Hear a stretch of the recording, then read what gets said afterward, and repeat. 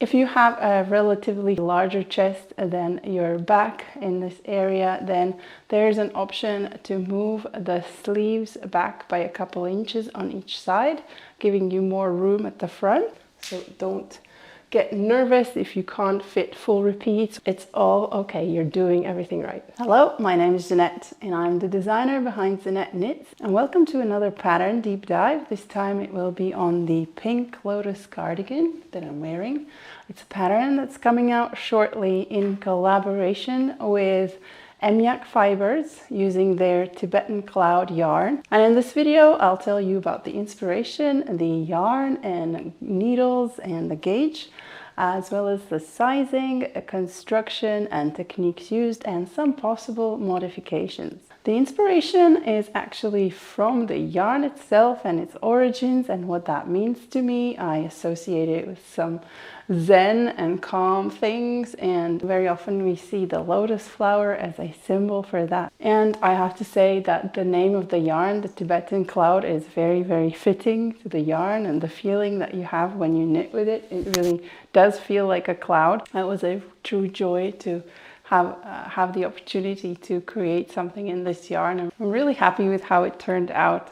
The gauge is 24 stitches and 32 rows in a 10 by 10 centimeters or 4 by 4 inches.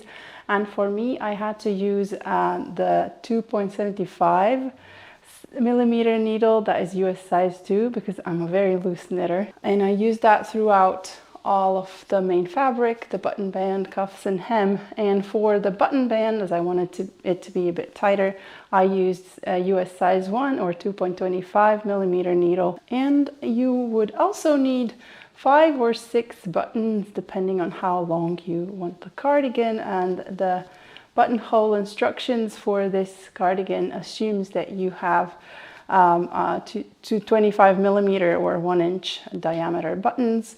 But the buttonhole width is also adjustable quite easily if you have a different size button in mind. So it's a sport weight yarn, but you could probably also use DK weight. I would recommend that the yarn has good drape, because I'm afraid that a DK weight yarn would produce a denser and thicker fabric, and it could not look as flattering in some of the sections of the yoke. So if you had to look for a substitute yarn, then I would recommend a good drape. But the original yarn works really well. The cardigan comes in 9 sizes with the finished circumference for the smallest size being 92 centimeters, that is 37 inches, and for the largest it goes up to 172 centimeters, and that is 69 inches. There are 2 other sizing options or customizations that you can do. So first of all, if you have a relatively larger chest than your back in this area, then there's an option to move the sleeves back by a couple inches on each side, giving you more room at the front. And the other customization that you can do is waist shaping if you wanted a more fitted look. I have used the waist shaping option here on the sample myself. And the exciting bit is the construction of the cardigan. It is initially worked flat with some increases by casting on stitches here at the base of the neckline, and then some increases followed by short row shaping to raise the neck at the back. And then we join in the round and add some steek stitches here at the front to join the contrast color and continue working in the round. I recommend using twisted lifted increases as the most invisible increases, and there are links to videos in the pattern for demo of that technique. And I also highly recommend using the ladder back jacquard method for catching long floats. As you can see, this pattern really is filled with long floats and long sections in one color. And again, the pattern has links to videos and a description of the technique if this is something new to you. So hopefully you are going to be taken care of. It also offers 4 different charts. There are 2 charts on a light background if you wanted a light background color and darker contrast color.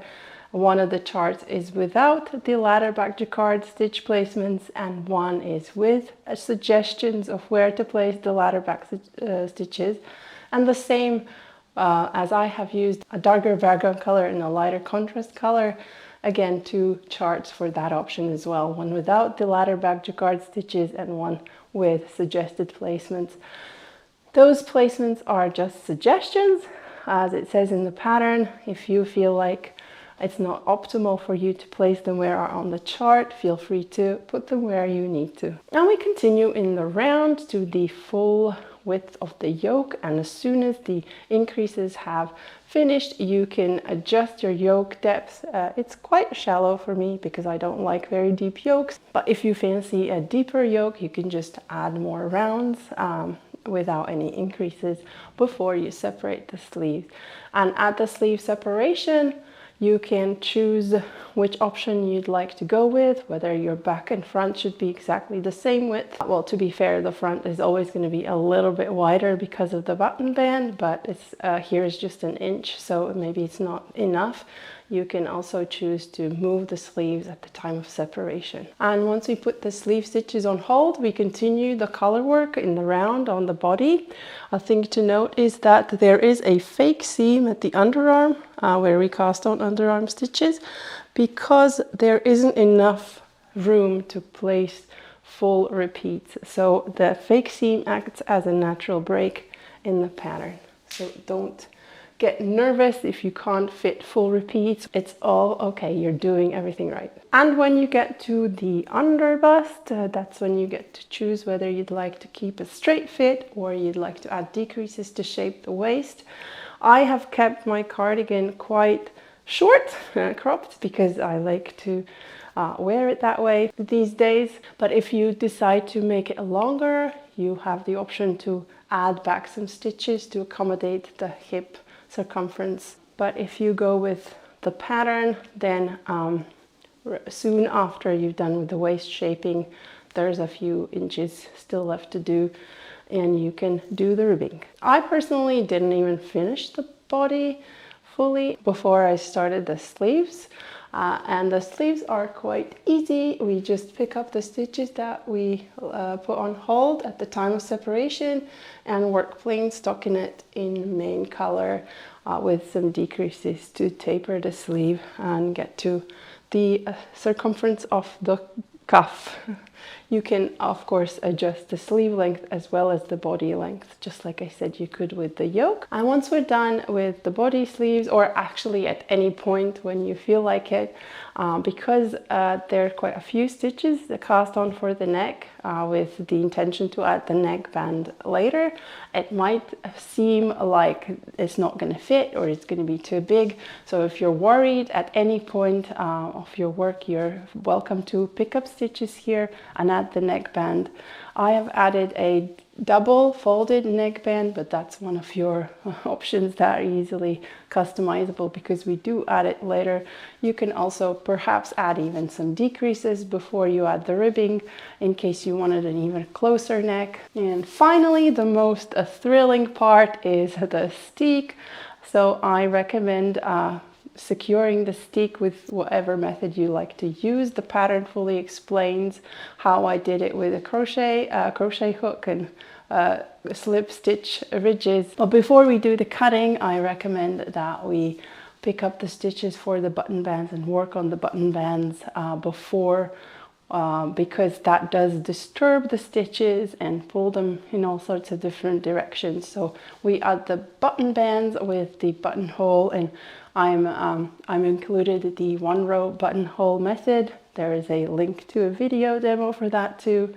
And then we leave the steeking to the very, very end. The pattern also includes a couple of different videos that show you and talk you through the steeking process in general from similar projects.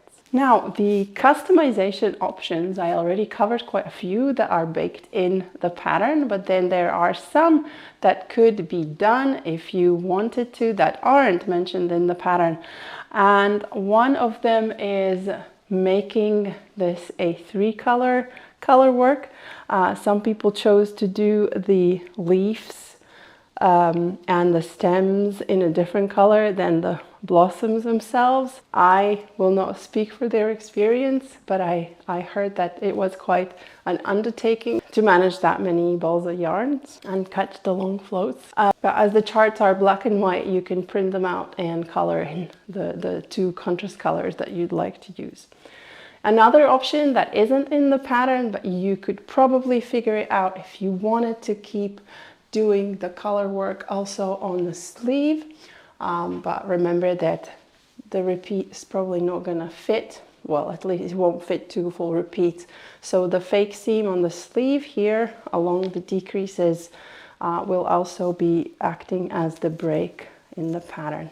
The main thing is to make sure that the stitches, the pattern aligns with the existing rows that you've already worked in the yoke. It will probably require a little bit of maths to figure it out. And likewise, if the math isn't a big problem, but you like to start with a smaller size for the yoke and then add more stitches when you cast on at the underarm to accommodate a fuller bust, that is also an option that a few test knitters chose to do and didn't experience any problems. I already mentioned that the length is fully adjustable. You can make it as long as you want or as short as you want, make it short sleeve. And because the pattern's already packed with all sorts of techniques and tricks, I chose to go for a very simple 1x1 rib here for the neckband, cuffs and hem. But that remains another thing that you can easily customize and make it a 2x2 or twisted or